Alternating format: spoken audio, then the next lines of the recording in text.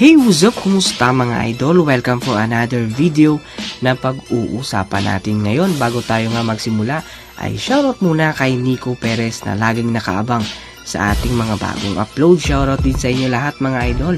Well, hindi na nga natin to patatagalin pa. Kung bago ka sa aking channel, ay welcome sa J-Zone TV.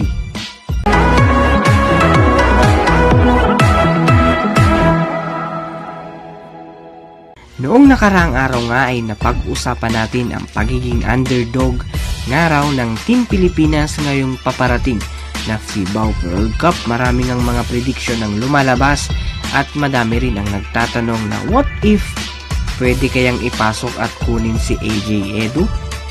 Mga idol, si AJ Edu nga ay kasalukuyang nasa ibang bansa ngayon at naglalaro sa Toledo Rockets.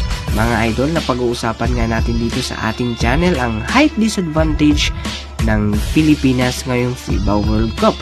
Si Edu nga ay isang 6'10" at talagang masasabi nating makakatulong to kung sakali sa ating national team. Ngunit mga idol, ang sinasabi nga ng iba na pwede nga raw ba si AJ Edu sa Team Pilipinas?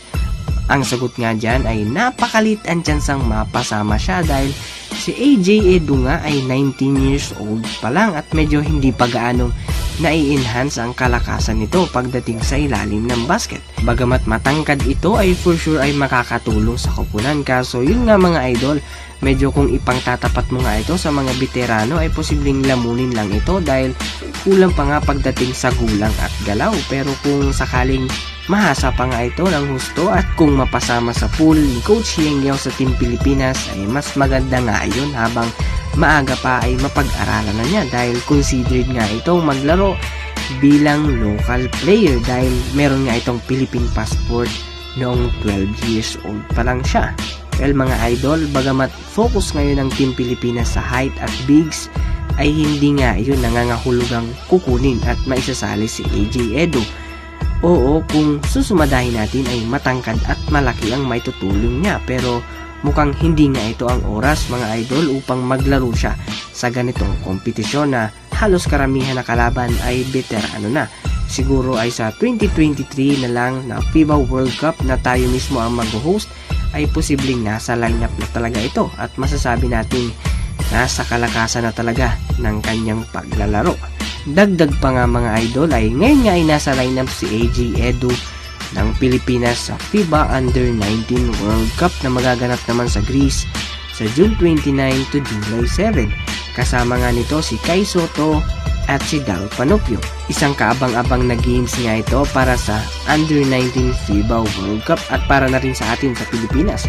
Nasa Group C nga sila na makakalaban ng Argentina, Greece, at ang Russia.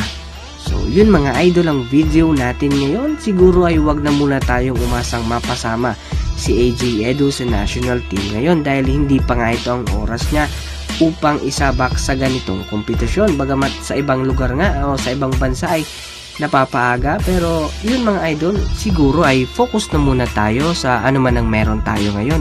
Yun nga ay ang mga veteranong manlalaro ng ating national team. So yun mga idol, again, this is J-Zone TV.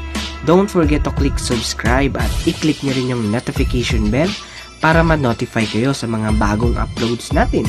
Mga idol, maraming salamat sa panonood.